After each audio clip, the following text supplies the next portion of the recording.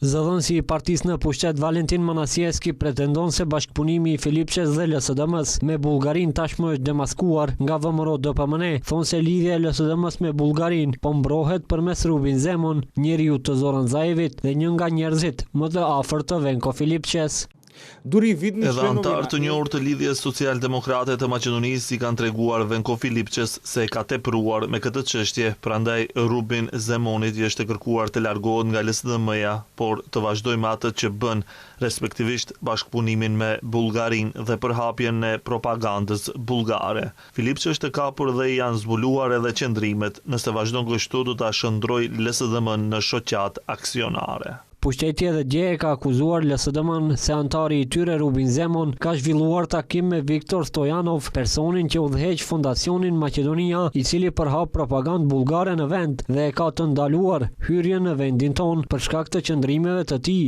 anti-maqedonase.